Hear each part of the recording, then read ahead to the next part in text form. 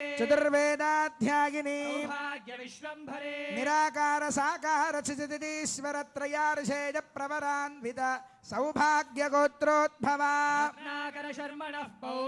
चतुर्वेदाध्यायिनी निराकार साकार चिदितीश्वर त्रयार्षेज प्रवरान्वित सौभाग्य गोत्रोद्भवा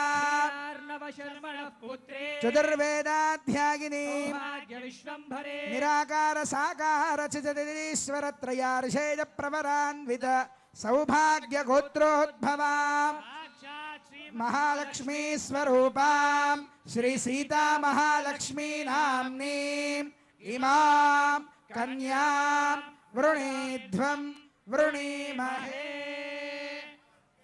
రాజా రామచంద్ర భగవానికి చాలా గొప్ప విశేషం. ఇక్కడ అచ్యుత సౌభాగ్య గోత్రాలు అనేది ఈనాడు కాదు, భక్త రామదాస్ గారు ఈ యొక్క వారి గురువు గారు అయినటువంటి రఘునాథ భట్టర్ వారి వద్ద ఈ యొక్క భద్రాచల క్షేత్ర చరిత్రంతో కూడా తెలుసుకున్న వారై ఈ యొక్క భద్రాచల క్షేత్రాంటిలో ఈరోజు రాముడు అవతరించిన నాడే కళ్యాణం జరగాలి అని చెప్పి భక్త రామదాస్ గారు నిర్మించారు.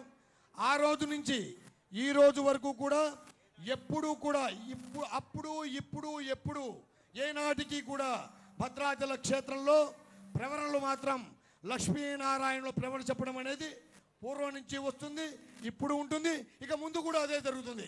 జై శ్రీరామ్, రామనారాయణ గోవింద.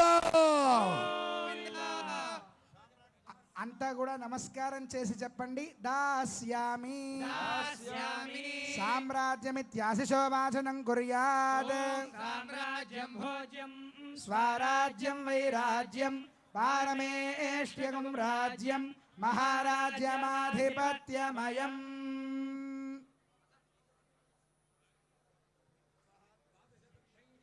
द्वादशदर्भैः चतुर्विंशत्यङ्गुलायां योक्त्रं कल्पयित्वा सुगन्धेनानुलिप्य तण्डुलोपरिनिधाय अर्यमणं सोममिति द्वाभ्यां मन्त्राभ्यां योक्त्रमभिमन्त्र्य अर्यमणं बृहस्पतिमिन्द्रं दानाय चोदय वाचं विष्णुगुं सरस्वतीगुं सवितारं च वाजिनं सोमगुं राजानं वरुणमग्निमन्वारभामहे आदित्यान् विष्णुगुं सूर्यं ब्रह्माणं च बृहस्पतिं योक्त्राधिदेवतायै श्रीं श्रियै नमः आवाहयामि.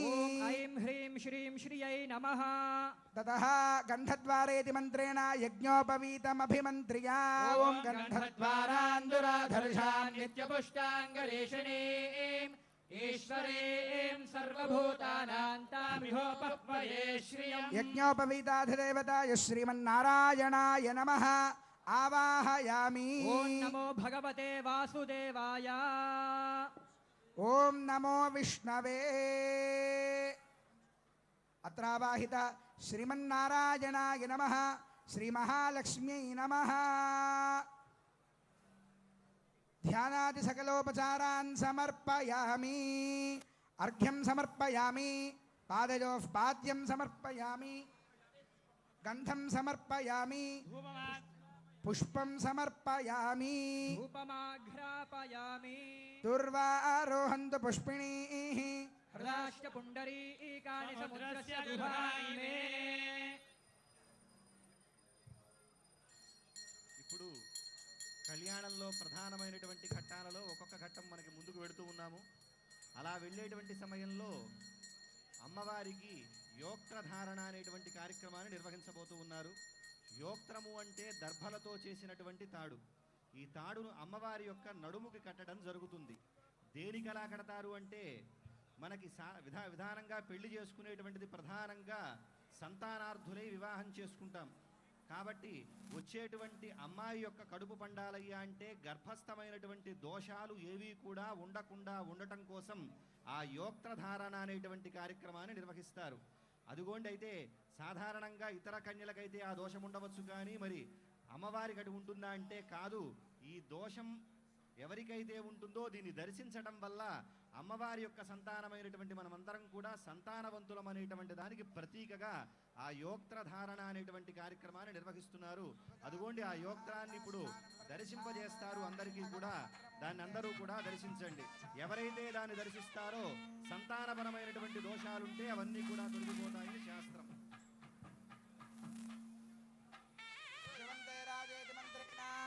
శ్రీ సీతా మహాలక్ష్మీదేవ్యాః కటిస్థానే యోక్త్రబంధనం కృత్వా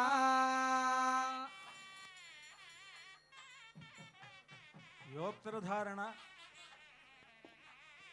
త్యాగరాజస్వామి వారు అంటారు, సీతమ్మ మాయమ్మ శ్రీరాముడు మా తండ్రి, సీతమ్మ మాయమ్మ శ్రీరాముడు మా తండ్రి, సీతమ్మ మాయమ్మ. ఆ తల్లి ఆవిడ సీతమ్మ, ఆవిడ మన తల్లి అంటారు కనుక ఆవిడకి గర్భదోషాలు ఏమిటండి అని అంటే, ఆవిడకి గర్భదోషాలు ఏముండవు. మనమంతా కూడా దోషాలు చేస్తాం కదా, మన దోషాలన్నీ పోగొట్టుకోవడానికి సీతమ్మ వారు తన నడుముకి ఈ యోక్త్రాన్ని ధరిస్తూ ఉన్నారు. ధ్రువంతే రాజా వరుణా ధ్రువంతే బృహస్పతిః ధ్రువంత ఇంద్రశ్చాగ్నిశ్చ రాష్ట్రం ధారయతాన్ ధ్రువం.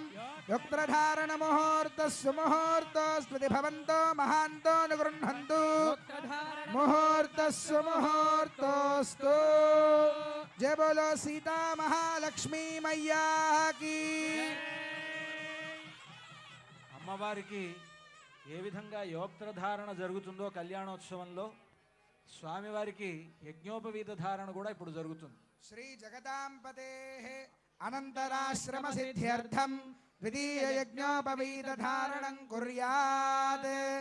ధారణార్థం అర్ఘ్యపాద్యాచమనీయాని దత్వా శ్రీరామచంద్ర పరబ్రహ్మణే నమః. ఇదమర్ఘ్యం సమర్పయామి, ఇదం పాద్యం సమర్పయామి, ఇదమాచమనీయం సమర్పయామి. ద్వితీయాశ్రమ సిద్ధి. ద్వితీయాశ్రమం అనంటే బ్రహ్మచర్యం నుండి గృహస్థు అవుతున్నాడు రామచంద్రమూర్తి. సీతమ్మ వారిని కళ్యాణం చేసుకొని ఆయన ఈనాటి నుండి ఆయన రెండో ఆశ్రమంలోకి, గృహస్థాశ్రమంలోకి ప్రవేశిస్తున్నాడు. అంతా యజ్ఞోపవీతాన్ని స్వామివారికి ధరింపజేస్తూ ముందుగా అర్చక స్వాములు మనకు ఆ యజ్ఞోపవీతాన్ని చూపిస్తూ ఉన్నారు. అంటే మన అందరికీ అలా చూపించడంలో ఉద్దేశం ఏమిటి అని అంటే, మన అందరం స్వామికి ధరింపజేస్తున్నట్లు అనమాట భావించమని. ఆ స్వామివారికి ధరింపజేసేటువంటి యజ్ఞోపవీతాన్ని సేవించండి. ఓం తద్విష్ణోః పరమం పదగం సదా పశ్యంతి సూరయః చక్షురాతతం తద్విప్రాసో విపన్యవో జాగృవాం సస్సమింధతే విష్ణోర్యత్పరమం పదం. అలంకారార్థం సువర్ణ యజ్ఞోపవీత ధారణం కుర్యాత్.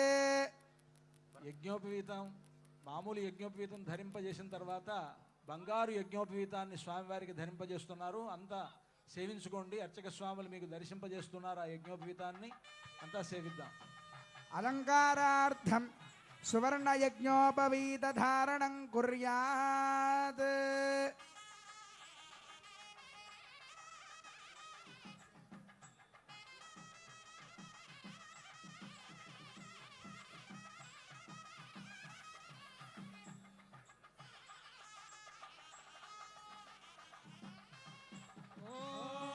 యజ్ఞోపవేదం పరమం పవిత్రం ప్రజాపతేర్యత్ సహజం పురస్తాద్. ఆయుష్యమగ్ర్యం ప్రతిముంచ శుభ్రం యజ్ఞోపవీతం ఫలమస్తు తేజః. సువర్ణ యజ్ఞోపవీత ధారణ ముహూర్త సుముహూర్తోస్తి భవంతో మహాంతో అనుగృహంతు. ధారణ ముహూర్త సుముహూర్తోస్తు. జయ బోలో రాజా రామచంద్ర భగవాన్ కీ. అతః వరపూజాం కుర్యాత్. ఉత్తరాగ్రం కూర్చం నారాయణస్యాసనం దత్వా. యజ్ఞోపవీత ధారణ జరిగిన తర్వాత స్వామివారు ఇప్పుడు రామచంద్రమూర్తికి వరపూజ జరుగుతోంది. ఈ వరపూజలో ముందుగా పాద ప్రక్షాళనం చేస్తారు. ఆ పాద ప్రక్షాళనం జరిగిన తర్వాత స్వామివారికి వరుసగా మధుపర్క ప్రాశనం, అలాగే నూతన వస్త్రాలు ఇవన్నీ కూడా సమర్పిస్తారు. ఆ రకరకాలైనటువంటి ఆభరణాలు, బంగారు ఆభరణాలు ధరింపజేస్తారు. ఇదంతా కూడా వరపూజ అంటారు. ఆ పాద ప్రక్షాళనను అర్చక స్వామి నిర్వహిస్తున్నారు. మనంతా కూడా సేవిద్దాం. ఓం ప్రతద్విష్ణుస్తవతే వీర్యాయ మృగో న భీమః కుశరో గిరిష్ఠాః యస్యోర్షత్రిషు విక్రమణేషు అధిక్షయంతి భువనాని విశ్వా పరో మాత్రయా తనువావృధానా నతే మహిత్వమన్వశ్నువంతి ఉభేతే విద్మరజసే పృథివ్యా విష్ణో దేవత్వం పరమస్య విచ్చే ప్లోతవస్త్రేణ సంభృజ్య నయశ్చక్రాయ విద్మహేతి నారాయణాస్త్రేణ పాదారవిందయోరభిమంత్ర్య ఓం నయశ్చక్రాయ విద్మహే సహస్రజ్వాలాయ ధీమహి తన్నశ్చక్రః ప్రచోదయాత్. ఇమం మే గంగేదిత్యనువాకేన పుష్పోదకస్నపనం కుర్యాత్. ఓం ఇమం మే గంగే యమునే సరస్వతి సతద్రష్టోమగం సచతాపరిష్ణియా అసిక్నియా మరుత్వృధే వితస్తయార్జీకీయే శృణహ్యా సుషోమయా. అర్చత ప్రార్చత హిరణ్యరూపైతి ద్వాభ్యాం మంత్రాభ్యాం స్వర్ణాభరణైః దేవదేవం శ్రీరామచంద్రస్వామినమలంకృత్య. భరతునకు చేయిస్తి పచ్చల పతకము రామచంద్ర, ఆ పతకమునకు పట్టే 10,000 వరహాలు రామచంద్ర. రామదాస్ గారు అంటారు, భరతుడికి పచ్చల పతకం చేయించాను. అదిగో పచ్చల పతకాన్ని మనకు దర్శింపజేస్తున్నారు అర్చక స్వాములు. ఈ పచ్చల పతకాన్ని రామచంద్రమూర్తికి ఇప్పుడు అలంకరిస్తారు. మామూలుగా ఆయన భరతుడికి కదా చేసింది, మరి రాముడికి ఎందుకు అలంకరిస్తారంటే భరతుడు ఆ రాముల్లోనే ఉన్నాడు, శంఖచక్రములుగా ధరించి ఉన్నాడు కదా. శంఖం భరతుడు, చక్రం శత్రుఘ్నుడు అని అంటారు ఇంకొక కీర్తనలో రామదాసు గారు. కనుక అక్కడ శంఖాన్ని ధరించి ఉన్నాడు. ఆ భరతునికి బదులు రామచంద్రమూర్తే ఈనాడు ఆ పచ్చల పతకాన్ని ఈ కళ్యాణోత్సవ సమయంలో ధరిస్తారు. ఓం అర్చత ప్రార్చత ప్రియమేధాసో అర్చత అర్చంతపుత్రకా ఉదపురన్న ధృష్వర్చత అర్చత ప్రార్చత. జయ బోలో రామచంద్ర భగవానికి. తరువాత సీతమ్మకు చేయిస్తే చింతాకు పతకము అంటారు రామదాసు గారు. అదుగోండి అటువంటి చింతాకు పతకాన్ని అమ్మవారికి సమర్పించబోతూ ఉన్నారు. అలా సమర్పించబోతూ 4 దిక్కులా చూపించబోతున్నారు. దాన్ని దర్శించుకోండి.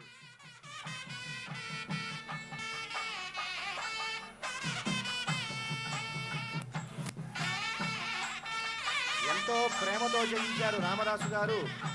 ఆ ఆభరణాలు ఇప్పుడు మనం దాని విలువ తక్కువ అనుకోవచ్చు, కానీ చారిత్రకమైనటువంటి ప్రసిద్ధి ముందు ఆ విలువ అనేది దిగదుడుపుగా ఉంటుంది. అటువంటి గొప్పనైనటువంటి దివ్యమైనటువంటి ఆభరణాలను ఇప్పుడు స్వామివారికి అమ్మవారికి సమర్పించబోతూ ఉన్నారు.